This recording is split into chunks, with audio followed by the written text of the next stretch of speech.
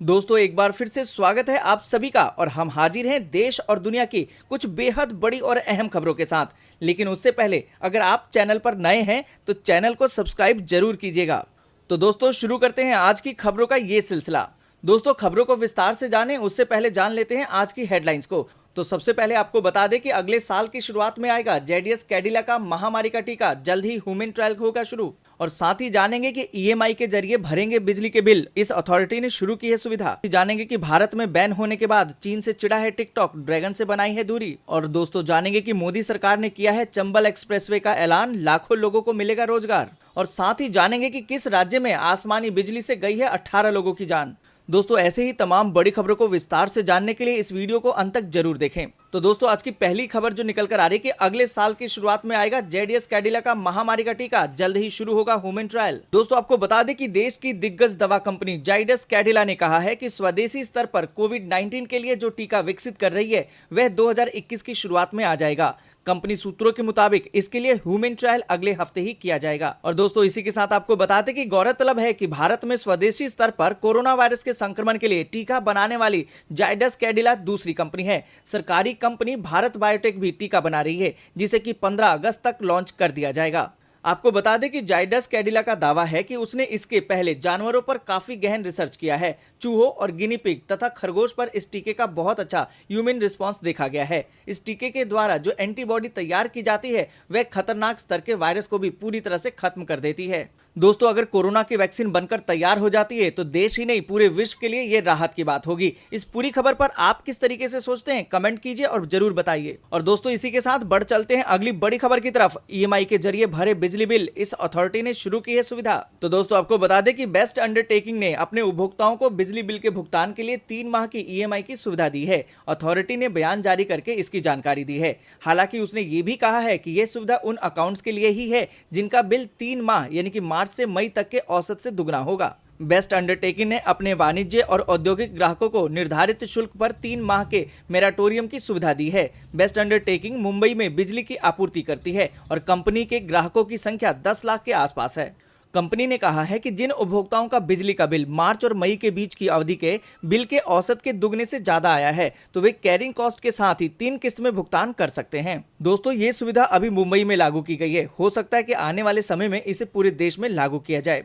दोस्तों बड़ी खबर निकल कर आ रही कि भारत में बैन होने के बाद चीन से चिढ़ा है टिकटॉक, ड्रैगन से बनाई है दूरी। भारत में 59 चीनी ऐप बैन होने के बाद टिकटॉक ने बीजिंग से खुद को दूर कर लिया है। ये जानकारी न्यूज एजेंसी राइटर्स के हवाले से मिली है। 28 जून को भारत सरकार को लिखे गए एक लेटर में टिकटॉक के चीफ एग्जीक्यूटिव केविन मेयर ने कहा कि चीनी सरकार ने कभी भी यूजर डेटा की मांग नहीं की है और अगर कभी डेटा मांगा भी जाएगा तो कंपनी ऐसी कोई भी जानकारी नहीं देगी। इस लेटर को राइटर्स ने शुक्रवार को देखा है। चीनी कंपनी बाइटडांस के मालिकाना हक वाला short form video app TikTok चीन में उपलब्ध नहीं है। कंपनी ग्लोबल ऑडियंस को अपील करने के लिए चीनी रूट से दूर जाना चाहती है। आपको बता दें कि इस हफ्ते की शुरुआत में देश में चीन के साथ सीमा विवाद के बाद टिकटॉक के अलावा वीचैट और यूसी ब्राउजर समेत 59 ऐप बैन कर दिए गए थे। मेयर ने सरकार को लिखे लेटर में कहा कि मैं ये कंफर्म करता हूं कि चीनी सरकार ने हमसे भारतीय यूजर्स के टिकटॉक डेटा की कभी डिमांड नहीं की। उन्होंने आगे लिखा कि इंडियन यूजर्स का डेटा सिंगापुर में सर्वर में स्टोर होता है। अगर हमसे भविष्य में भी ऐसी कोई मांग की गई तो हम उसे पूरा नहीं करेंगे। तो अब बढ़ते हैं अगली बड़ी खबर की तरफ। मोदी सरकार ने किया चंबल एक्सप्रेसवे का ऐलान, लाखों लोगों को मिलेगा रोजगार। केंद्रीय सड़क और परिवहन मंत्री नितिन गडकरी ने मध्य प्रदेश के चंबल ग्वालियर क्षेत्र को बड़ी सौगात देते हुए चंबल एक्सप्रेसवे के निर्माण का फैसला किया है। 8,250 करोड़ की लागत से बनने वाला 404 किलोमीटर लंबा यह एक्सप्रेसवे मध्य प्रदेश, राजस्थान और उत्तर प्रदेश से होकर गुजरेगा और कानपुर को दिल्ली मुंबई कॉरिडोर से सीधा जोड़ेगा। जाहिर है कि चंबल के इलाके को देश के सबसे पिछड़े इलाकों में से एक माना जाता है। यहाँ पर कई जनजाति के लोग निवास करते हैं। ऐसे में परिवहन मंत्री को उम्मीद है कि चंबल एक्सप्रेसवे के बनने से सभी की जिंदगी में एक बड़ा बदलाव आएगा। केंद्रीय मंत्री ने अपने फेसबुक पेज पर चंबल एक्सप्रेसवे निर्माण की जानकारी देते हुए लिखा कि मध्य प्रदेश के मुख्यमंत्री शिवराज सिंह चौहान, केंद्रीय मंत्री नरेंद्र सिंह तोमर, ज्योतिरादित्य सिंधिया, मध्य प्रदेश, राजस्थान और उत्तर प्रदेश के वरिष्ठ अधिकारियों के साथ बैठक की। हमने कोटा राजस्थान को भिंड और मध्य प्रदेश से जोड़ने वाले चंबल एक्सप्रेसवे के निर्माण का फैसला लिया है। गडकरी ने आगे लिखा कि चंबल के इलाके को देश के सबसे पिछड़े इलाकों में से एक माना जाता है। श्योपुर, मुरैना और आसपास के इलाकों में सहरिया जैसी कई जनजाति के लोग रहते हैं। उनकी जिंदगी बेहतर करने के लिए यह सड़क बेहद कारगर सिद्ध होगी।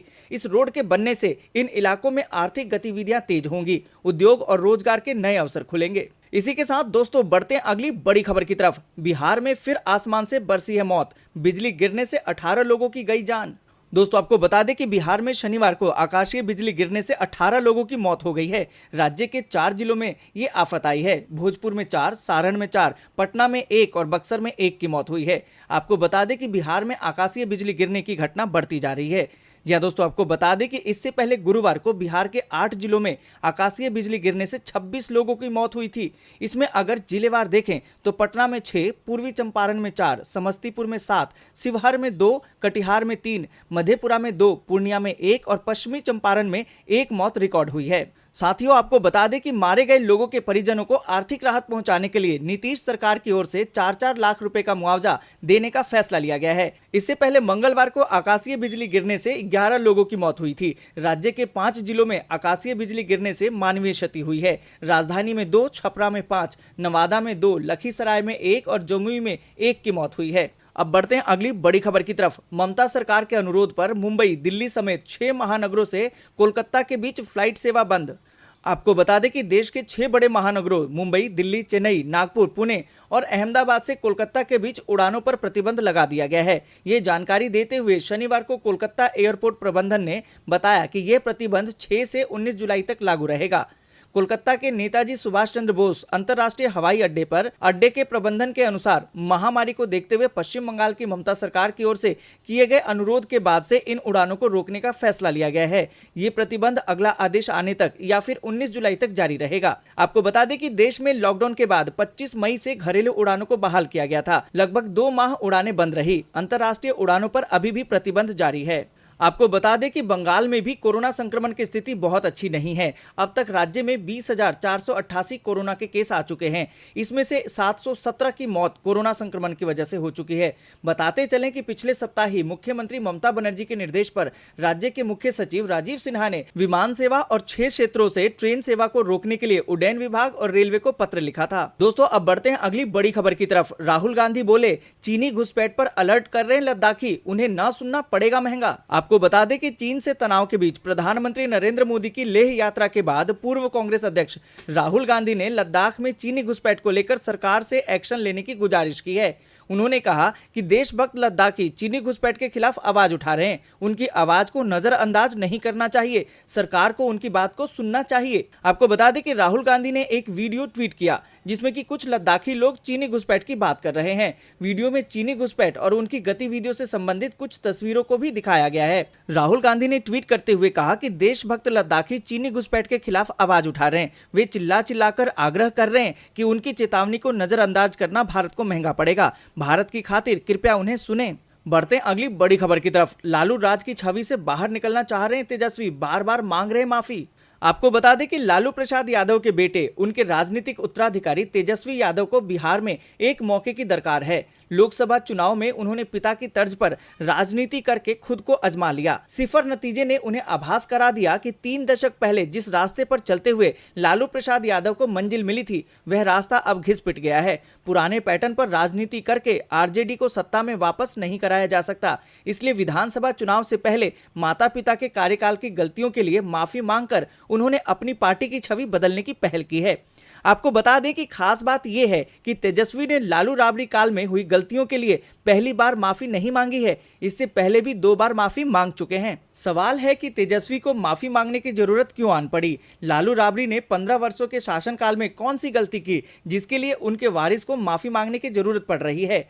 आपको बता दें कि नीतीश के 15 साल बनाम लालू के 15 साल के मुद्दे ने तेजस्वी को हाल के दिनों में काफी परेशान किया है। इसी के साथ बढ़ते हैं अगली बड़ी खबर की तरफ। उत्तर कोरिया बोला, अमेरिका के साथ वार्ता की अभी कोई योजना नहीं, पहले बंद हो शत्रुतापूर्ण नीतियां। आपको बता दें कि अमेरिका के लिए पिछले काफी समय से उत्तर कोरिया सिरदर्द बना हुआ है। राष्ट्रपति डोनाल्ड ट्रंप के लाख समझाने के बावजूद किम जोंग उन परमाणु मिसाइल परीक्षण किए जा रहे हैं। इस बीच उत्तर कोरिया ने शनिवार को दोहराया कि उसकी अमेरिका के साथ परमाणु वार्ता शुरू करने की अभी कोई योजना नहीं है। उसने कहा कि इसे तब तक शुरू नहीं किया जा सकता जब तक कि वॉशिंगटन उनके प्रति शत्रुतापूर्ण नीतियों को नहीं छोड़ देता।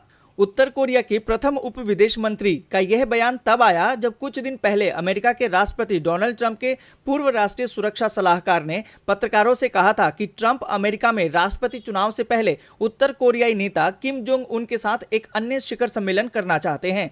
उत्तर कोरिया के बयान से ट्रंप प्रशासन को जरूर झटका लगेगा। दोस्तों, ये थी आज की कुछ जरूरी खबरें। ऐसी ही जरूरी खबरों को लेकर हम अगली वीडियो में मिलेंगे, लेकिन उससे पहले अगर आपको ऐसी ही जरूरी खबरें चाहिए तो चैनल को जल्दी से सब्सक्राइब कर लीजिए और वीडियो को लाइक करके अपने दोस्तों के साथ शेयर करना